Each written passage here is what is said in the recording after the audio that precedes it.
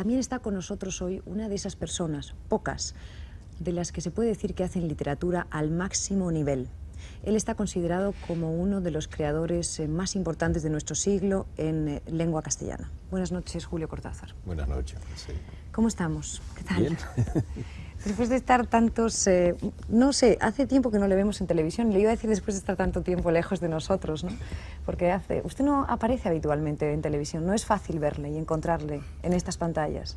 No, yo supongo que es una cuestión de deformación profesional. Donde yo estoy verdaderamente cómodo es delante de mi máquina de escribir. Las pantallas, los proyectores, todo eso me asusta un poco. Sé que tengo que hacerlo, pero... Que no queda más remedio, ¿no? Sí, sí, prefiero mi máquina. Ese acento que ustedes habrán notado, una R francesa en Julio Cortázar, es tradicional en él. Vive en Francia desde hace 32 años, pero es un acento que le viene ya desde hace muchísimos años. Es un defecto vocal. No, bueno, pero en todo caso es la típica R francesa, ¿no? Sí, coincide. Ah, coincide el defecto con la R. Pero si yo viviera en Suecia, tendría exactamente el mismo defecto. En todo caso, sí ha vivido en Francia durante 32 años y... tiene la nacionalidad francesa, pero también conserva la nacionalidad argentina, porque es argentino, como todos ustedes saben, y siempre continúa siendo argentino. ¿Cuánto tiempo hace que no va a la Argentina, que no ha estado allá? Exactamente 10 años. O sea, desde el momento del golpe de Videla, después de las elecciones que había ganado Cámpora, y el golpe de Videla inició la escalada de la tortura, de las desapariciones, de los asesinatos, y yo, que vivía como un emigrado voluntario y que iba y volvía cuando quería a la Argentina, me convertí en un exiliado como tantos miles y miles de argentinos dispersos en todo el mundo. ¿Y ahora, después de estas elecciones, cuál es su opinión de la situación de Argentina? Bueno, yo creo que se abre un momento de esperanza. Y espero que los argentinos no se vean defraudados en sus esperanzas. En gran medida depende de ellos, depende de los civiles argentinos. Estoy absolutamente convencido de que si el pueblo argentino deja de lado sus diferencias, sin perder su sentido crítico, y la oposición es una oposición constructiva y no negativa frente al nuevo poder, tenemos posibilidades de mantener alejados a los militares. De lo contrario, si empiezan de nuevo las querellas internas, si los civiles pierden el tiempo en esas querellas, tendremos otro golpe de Estado, porque eso ya es una costumbre del ejército argentino. ¿Y usted piensa volver ahora? Sí, claro, lo antes que pueda. Está todo el mundo deseando saber si Cortázar va a volver a la Argentina, ¿no? Soy yo el que está deseando volver hacia los argentinos. Y además allí está su madre, que es una mujer muy mayor. Sí, claro, desde nuevo. Tiene casi 90 años. Y hace 10 años que no la veo. Vaya momento duro encontrarse, duro y emotivo, ¿no? Encontrarse con su madre. Desde luego, va a ser una cosa muy hermosa. Usted tiene casi 70 años, es un tópico decirlo, pero realmente Julio Cortázar no lo parece en absoluto. Nadie lo diría. ¿Me quiere explicar qué es lo que ha hecho para estar así? Bueno, yo no ¿O es de natural? No he hecho nada. Yo tampoco lo creo. ¿Qué es lo que no cree? Tener 69 años, porque usted me está agregando uno gratuitamente. Casi he dicho, casi. No, yo tampoco lo creo, y tal vez el hecho de no creerlo es lo que me mantiene relativamente joven, porque yo sé muy bien los años que tengo. Quizá el ser un hombre solitario, un hombre que, como ya he dicho antes, los medios de comunicación no son precisamente lo que más le atrae, no sé, le ha hecho ser quizá tener este aspecto. Pero por otra parte es usted un hombre que se dedica a viajar de una forma tremenda, tiene una viajadera, como dirá luego Ernesto Cardenal, tremenda, ¿no? Es una palabra muy gráfica en este sentido. No para de escribir, de viajar, de explicar, no se cansa. Bueno, esos viajes no siempre los decido yo, lo deciden las circunstancias. Y lo deciden además los enemigos, cosa que me fastidia mucho, porque es precisamente para luchar contra los enemigos de América Latina que yo viajo mucho a países latinoamericanos, sobre todo a Nicaragua en estos últimos tiempos.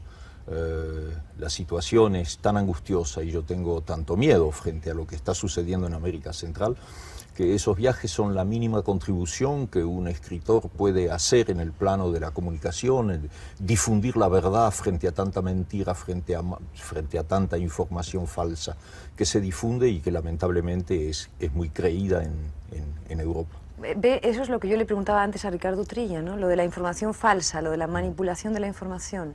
Entonces supongo que no está muy de acuerdo con lo que ha dicho Ricardo Utrilla. No, no, en absoluto, estoy perfectamente de acuerdo con él, porque no es Ricardo Utrilla quien manipula la información que viene de Washington, que yo sepa, ¿no?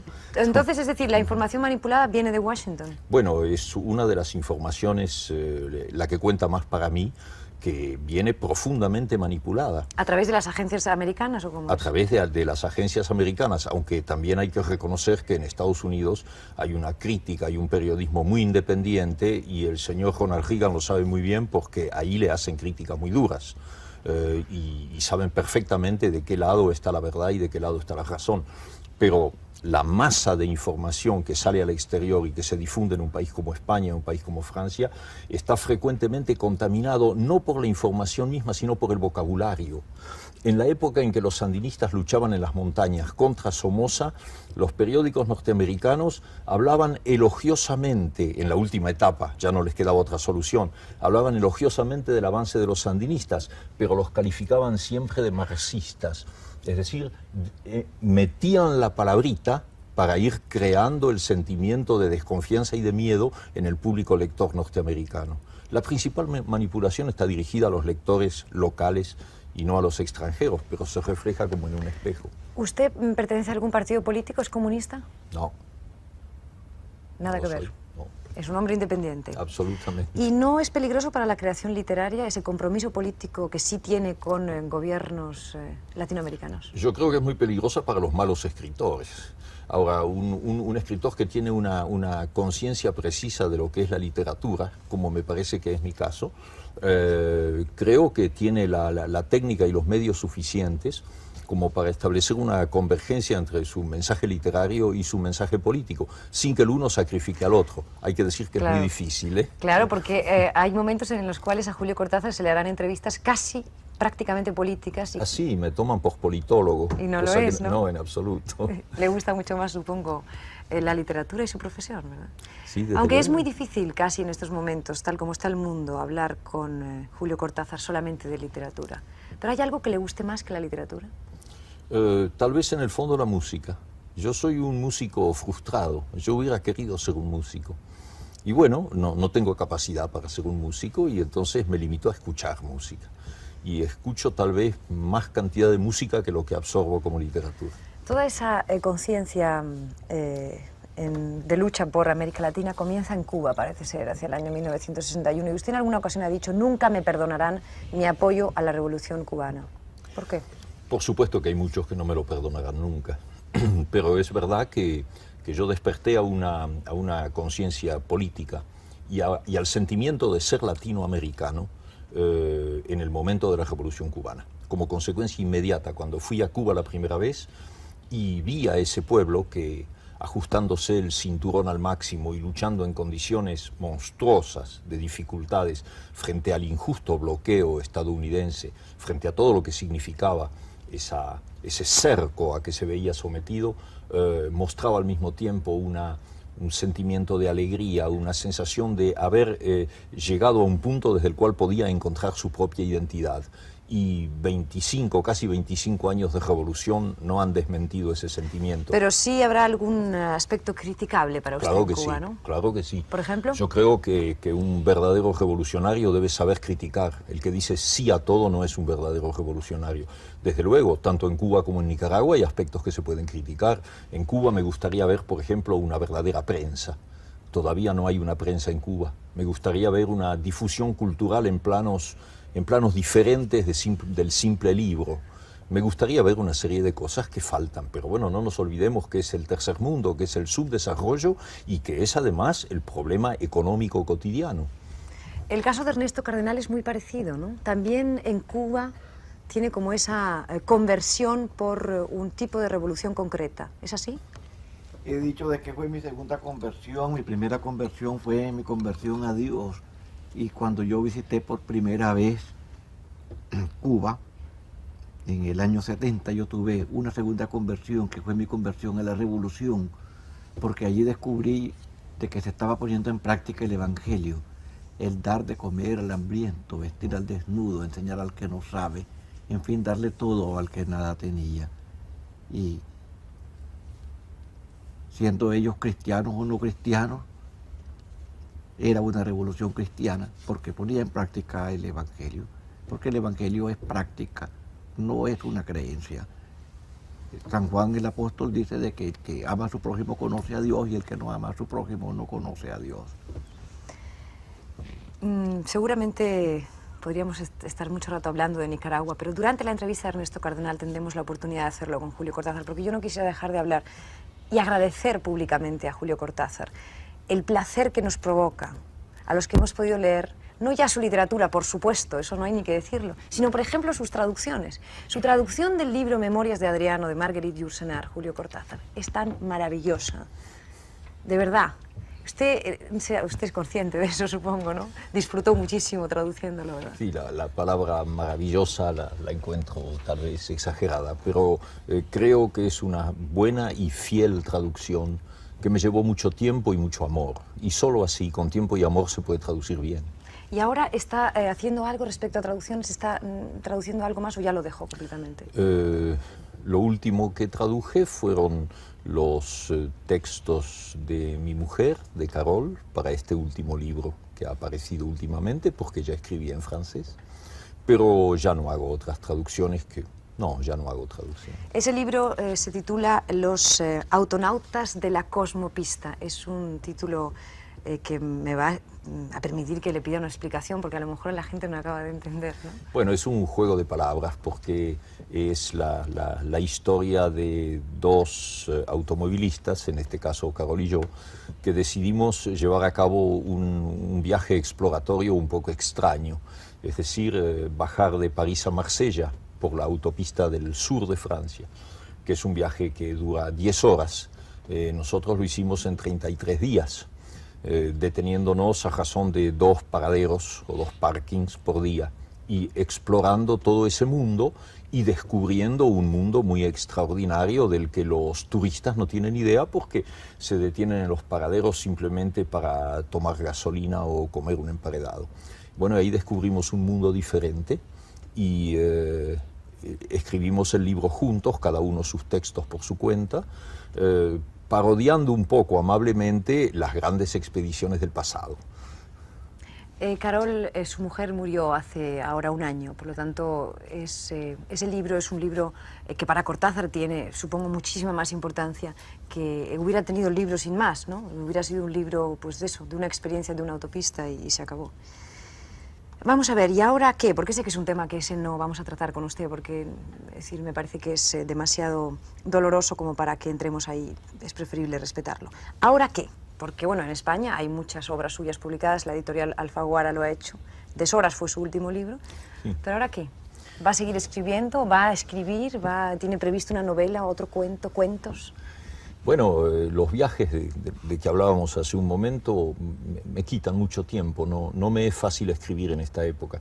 Pero los cuentos se pueden escribir o comenzar por lo menos en un avión y terminar en un hotel, cosa que no sucede con las novelas. Y es por eso que hace muchos años que no escribo una novela, porque una novela para mí significa, bueno, un mínimo de un año o un año y medio. Pero en cambio sí puedo escribir cuentos cuando me baja alguna idea y la puedo aprovechar. Entonces tal vez aparezcan nuevos cuentos. No lo sé, nunca hago planes ni cálculos. ¿Y no hay nada que está molestando ahí dentro que quiere salir? Sí, una novela. Ah. Sí, es una novela con la que yo sueño directamente, sueño todas las noches con la novela. ¿Qué es? Cuénteme. Y lo que es muy triste es que en el sueño la novela ya está escrita, de manera que cuando me despierto es una sensación muy frustrante, pero al mismo tiempo me da ánimos y pienso que el año que viene voy a encontrar un hueco como para comenzar ese trabajo. No me diga que va a hacer un año sabático. Sí, lo voy a autotitular mi año sabático. ¿Y esa novela no me puede adelantar nada de nada? No, porque yo no sé nada. ¿Pero tampoco. en lo que sueña?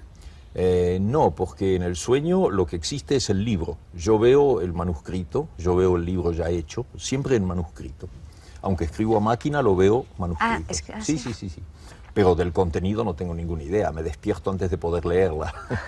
¡Qué rabia!, ¿no? Sí, mucha. Es una impotencia espantosa. Me molesta muchísimo. Quizá la misma impotencia que debe sentir o parecida una persona que ha dedicado tantas horas de su vida a trabajar en el Tribunal Russell, cuando se llamaba así, o en el Tribunal de los Pueblos después, tratando de defender los derechos humanos, tratando de luchar por los pueblos, en un mundo, Julio Cortázar, que yo creo que podríamos utilizar la palabra cinismo para definirlo, ¿no? Yo la uso con mucha frecuencia, Mercedes, porque el cinismo parece ser una constante en muchas de las cosas que suceden actualmente en el mundo. Y entonces la tarea de tribunales como el Tribunal Russell, donde conocí a Ernesto, donde nos vimos por primera vez, y tantos otros tribunales o comisiones, da la impresión de ser pequeños pigmeos frente a gigantes. Yo creo, sin embargo, que la palabra y que la voz, no ya de los intelectuales, sino también de los juristas, y luego de la opinión pública, porque el trabajo de esos tribunales se transmite por las vías de la prensa, hacen su camino y avanzan. No se puede luchar contra fuerzas aplastantes en otros campos, pero en la medida de sus posibilidades, el trabajo de los intelectuales obtiene resultados a veces insospechados para los que detentan los poderes negativos. Y por eso hay que seguir adelante, y por eso hay que seguir escribiendo y hablando. Y si usted un buen día se da cuenta que eso por lo que luchaba, es decir, por ejemplo, apoyando a la Revolución Cubana o apoyando a la Revolución Sandinista, apoyando a Nicaragua, ya no es por lo que usted estaba luchando, porque se ha desvirtuado, ¿será capaz de echar atrás? Bueno, primero tendré que saber eso, y creo que estoy y estaré muy lejos de saber una cosa parecida. ¿Por qué? Pero... Ah, porque no pase, quiere decir. Ah, sí. Que no pase, desde luego. ¿No? Yo tengo la impresión de que el camino de Cuba y de Nicaragua está trazado con la suficiente claridad como para que yo no lo imagine como negativo en ningún momento del futuro. Puede tener sus accidentes, puede tener sus problemas, pero yo lo veo como positivo en los dos casos. De manera que no hago frente a esa hipótesis. Pero suponiendo, pero en un terreno absolutamente hipotético, que eso pudiera suceder, desde luego que yo me pondría en contra. Y supongo que lo que más le importa es el respeto al ser humano. En el momento en que ese respeto desapareciera, usted se pondría en contra. Allí donde se falte el respeto a la dignidad humana, pues yo estaré en contra siempre. Gracias por sus palabras, Julio. Muchas gracias. Julio Cortázar, eso supongo es un tema que también le angustia y le afecta a usted. Este apestar a guerra, que podía ser la señal de moda años 30, lo que estábamos hablando, ¿qué le dice a usted? Me dice de una gran insensatez por parte de aquellos que no tienen derecho a ser insensatos, aquellos que por circunstancias diversas tienen las riendas del poder en tantos países, en tantas potencias, en tantas superpotencias. Yo no sé si algún psicoanalista tiene razón cuando dice que en el fondo la humanidad tiene una cierta tendencia a lo que llama la entropía o el suicidio. Yo no lo creo, yo soy optimista en ese plano y creo que si la humanidad ha sobrevivido a tanta plaga y a tanta guerra y a tanta destrucción a lo largo de miles de años, seguirá avanzando por su camino. Pero es triste pensar que en una época en que estamos utilizando, por ejemplo, esta maravilla que es la televisión, y es que estamos viendo las posibilidades tecnológicas que podrían hacer una parte de la felicidad humana, todo eso esté derivando hacia un camino que, como muy bien lo ha dicho usted hace un segundo, apesta a guerra. Bueno, por ejemplo, se hablaba hace un momento de derechos humanos. Estoy hablando como individuo y no como periodista. Es triste, por llamarlo de alguna manera, que una revolución tenga que transgredir derechos humanos de una forma más o menos evidente, como sucede en Nicaragua, como sucedió en Cuba y sucede todavía.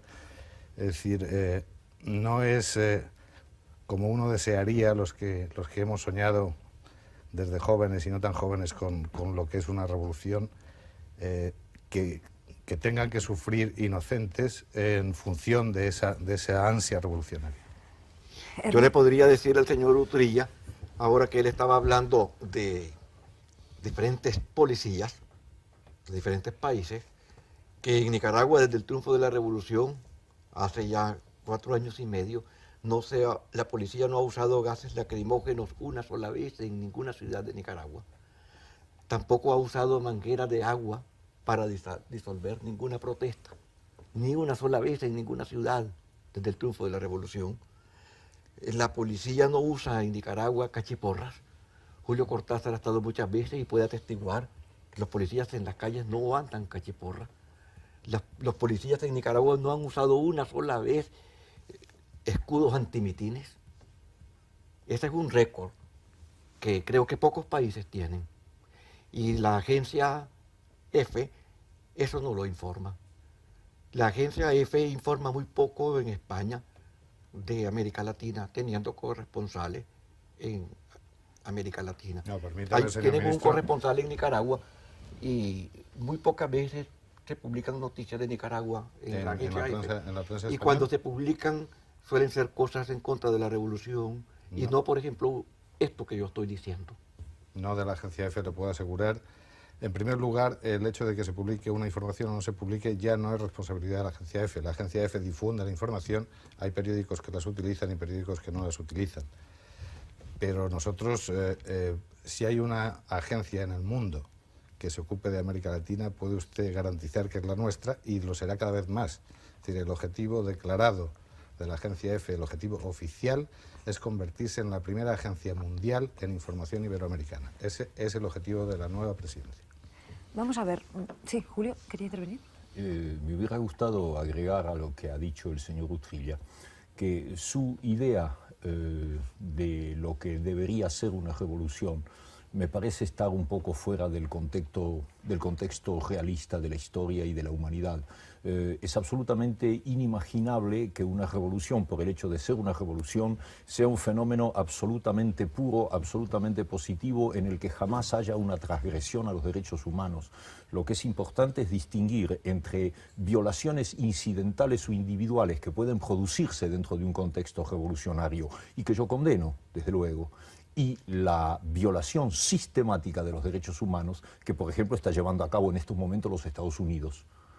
Yo creo que es una diferencia muy grande y que una de las faltas mayores, de los crímenes, de las culpas mayores que tienen los que atacan sistemáticamente la Revolución Cubana y la nicaragüense, es el hecho de extrapolar cualquier incidente individual que toca a una persona, a un preso político, a cualquier acto que pueda significar una violación individual de derechos humanos, desplazarlo inmediatamente en las noticias y en los comentarios para que la gente tenga la impresión de que eso abarca a 9 millones de personas o 3 millones de personas. Hay que distinguir cuidadosamente en ese terreno.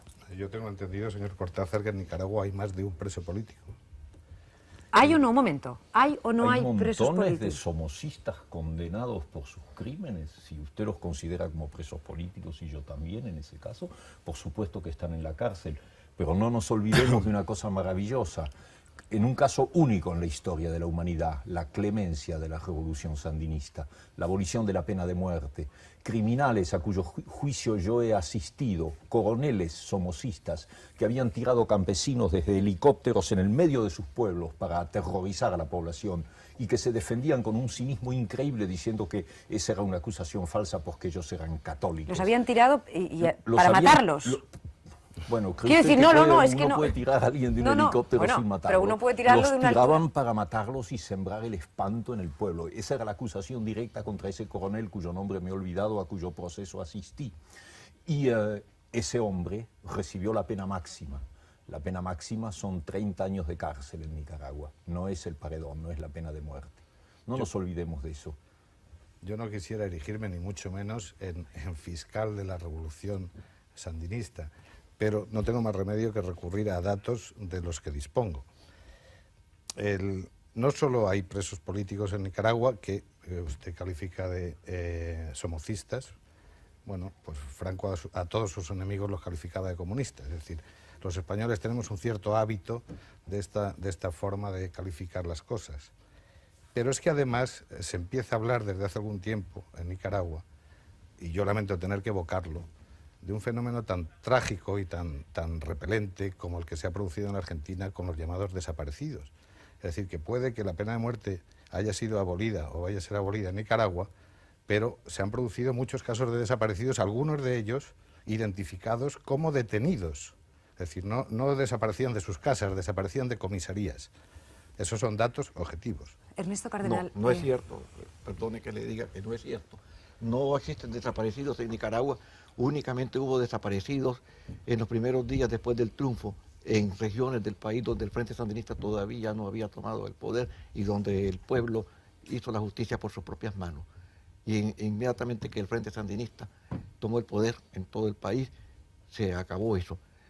Los que entonces fueron desaparecidos, es decir, los mató el pueblo, fueron unos 70. Pero después, una vez la Junta toma el poder, eso no ha vuelto a tener lugar. En absoluto. Eso puede certificarlo con toda seguridad. Usted como ministro supongo que tiene conocimiento. He conocido muchísimos casos personales.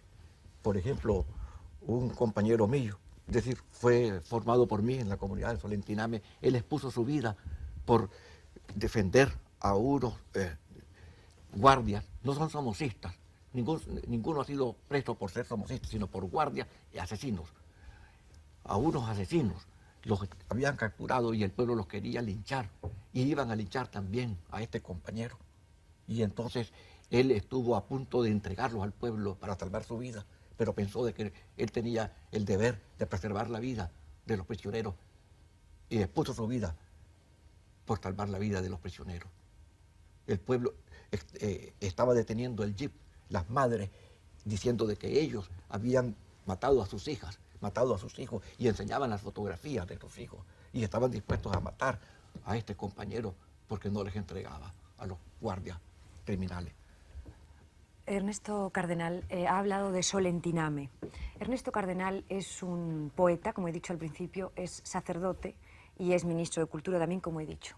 Él ha hablado ya al principio del programa que tuvo dos conversiones en su vida. Una cuando viajó a Cuba, que fue después de la auténtica conversión religiosa, que tuvo lugar cuando él tenía 37 años, ya mayor. Se hizo sacerdote y fundó esa comunidad de Solentiname, que podríamos decir, Ernesto Cardenal, señor ministro, que fue ya un signo de una visión de la religión no en la línea tradicional, sino en otra línea. Sí, fue un consejo que me dio mi maestro de novicios, el escritor místico norteamericano muy famoso, Thomas Merton, que fundara una comunidad contemplativa en mi país y que no tuviera las cosas arcaicas de las órdenes contemplativas medievales, sino que fuera una institución nueva, libre. Yo le dije de que me hiciera unas reglas para la comunidad y me dijo de que la primera regla es que no hubiera reglas. Y entonces sobraban todas las reglas. Estaba con el espíritu del Concilio Vaticano II, que empezó poco después. Y yo estuve en esa comunidad 12 años hasta que vino la insurrección del pueblo de Nicaragua. Los jóvenes muchachos y muchachas de la comunidad se hicieron guerrilleros. La comunidad fue destruida por la Guardia de Somoza. Y yo también pasé a las filas del Frente Sandinista. Lo que digo es que el marxismo y el cristianismo no son incompatibles. Podría ser incompatible el ateísmo y el cristianismo, pero se puede ser marxista sin ser ateo y entonces no hay incompatibilidad. ¿No hay contradicciones entre el Dios de la Biblia y el concepto de Dios del marxismo-leninismo? El marxismo no se mete, el marxismo de Marx, el marxismo como está en el libro El Capital, no se mete en el problema de la existencia o no existencia de Dios, sino el problema del capitalismo. Cuando triunfa la revolución y a usted le nombran ministro de Cultura, es decir, un cargo político, a usted y a otros sacerdotes también en Nicaragua que utilizan, es decir, que ostentan cargos políticos, ¿qué reacción tiene la Iglesia católica? Nosotros somos la Iglesia también. Bueno, la Iglesia oficial, digamos, la Iglesia de Roma. Quiere decir los obispos. Bueno, yo estuve en el Vaticano y yo hablé con el cardenal secretario de Estado, el cardenal Casaroli, y me dijo de que yo sabía bien la posición del Vaticano con respecto a sacerdotes e impuestos públicos, pero que para ellos el caso de Nicaragua era una excepción. Ajá. Y me dijo, porque el caso de Nicaragua es nuevo, y me dijo, yo aquí en el Vaticano vivo diciendo siempre de que en Nicaragua todo es nuevo. Y usted no está dispuesto a desobedecer a la Iglesia, ¿no? No nos han prohibido estar en estos cargos. Si así fuera, ¿desobedecería?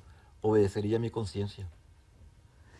Y cuando el viaje del Papa a Centroamérica, todos o muchos recordaremos en este momento esa fotografía en la que usted, Ernesto Cardenal, arrodillado, le está besando la mano al Papa, ¿no? ¿Qué le dijo el Papa? El Papa me dijo sencillamente, usted debe regularizar su situación. ¿Lo ha hecho? No sé qué quiso decir porque mi situación está regularizada, porque estamos con la aprobación de los obispos en estos cargos y del Vaticano. Entonces, Yo no me podía poner a discutir con tu santidad en ese momento cuando era un saludo de protocolo que estaba haciendo a los ministros del gabinete y al cuerpo diplomático. pero le dolió.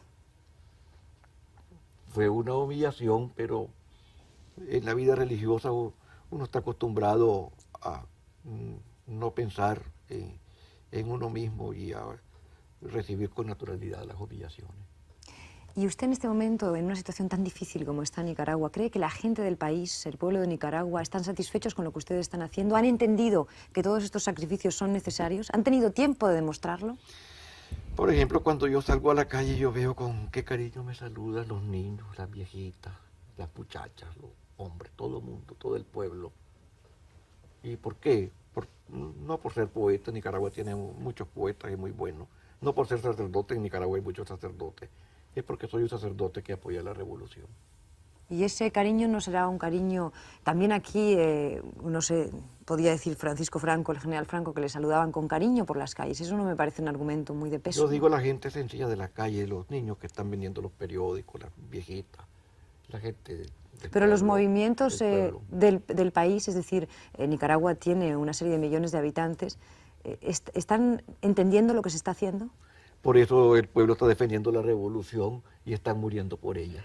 Porque la mayoría de los combates contra los somocistas no los hace el ejército, los hace el pueblo armado, obreros, campesinos, estudiantes, que son milicianos voluntarios. ¿Existe libertad de expresión y de movimiento en Nicaragua? ¿Uno puede entrar y salir del país cuando quiera? Completamente, sí. Hay viajes diarios a Miami y cualquiera va a Miami y se puede quedar y puede quedarse y volver.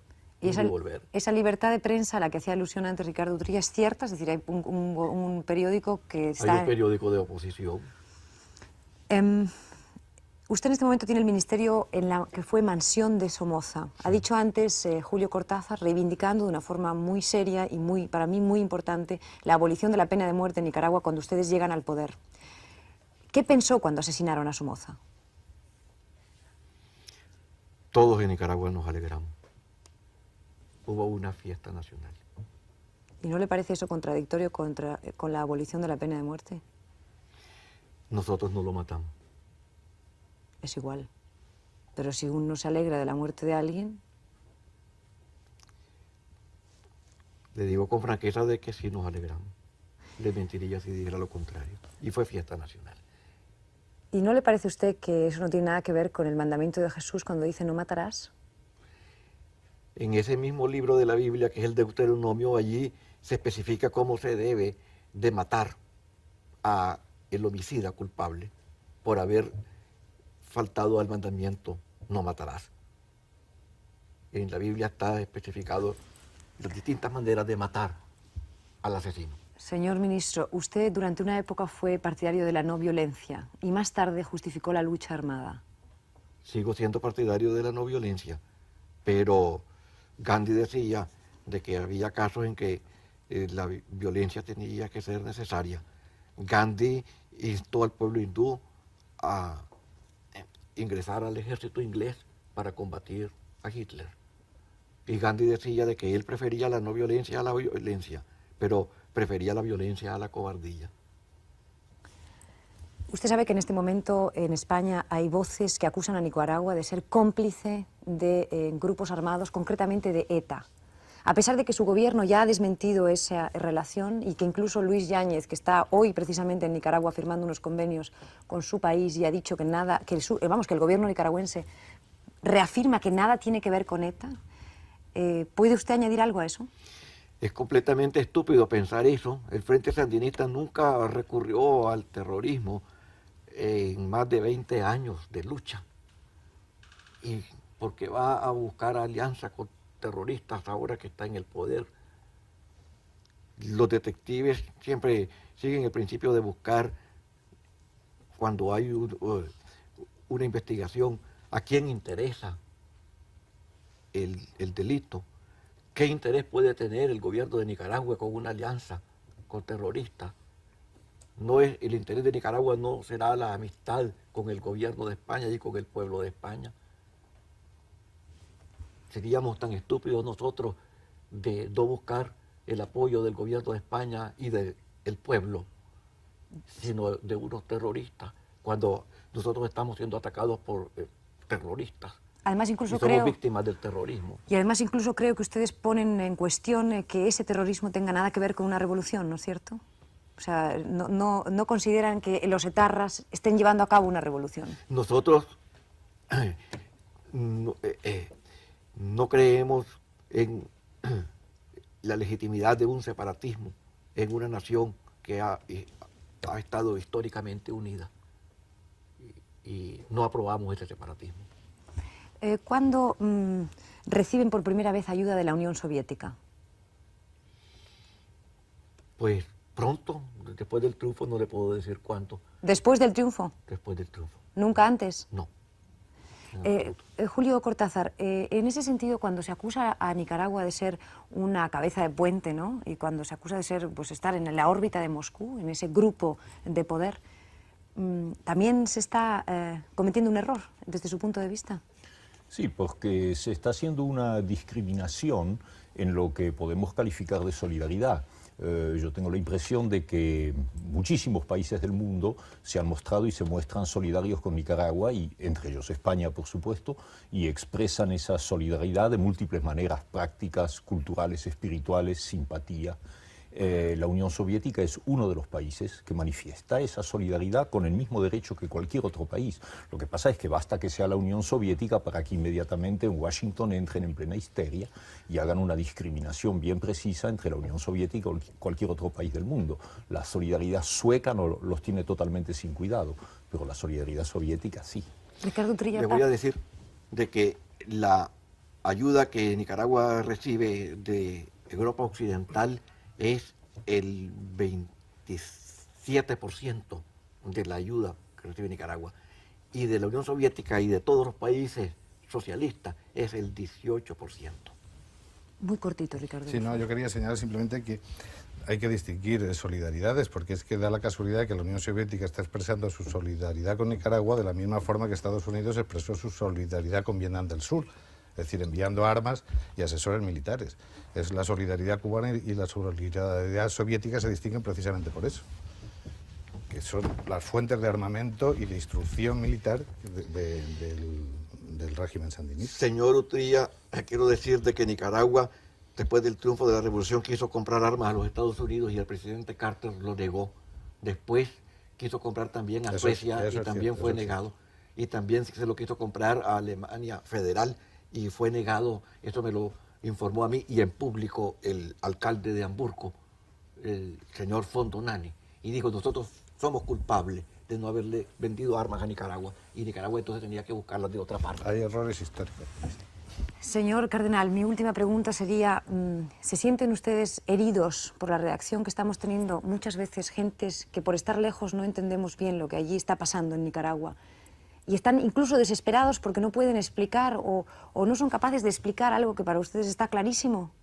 No diría yo que heridos ni desesperados, pero sí realmente quisiéramos nosotros de que se tuviera aquí más conciencia de la inminencia de una invasión de los Estados Unidos a Nicaragua. Pero podemos hablar tan tranquilamente de una invasión. ¿Pero cómo se puede hablar tan tranquilamente de una invasión? Pero si lo están diciendo ellos. Y podemos aceptarlo todos tan tranquilamente. Y eso es lo que yo digo, de que no se debe aceptar, que el mundo no lo debe de aceptar. ¿Y qué se puede hacer? Bueno, condenarlo antes que suceda y no lamentarlo después.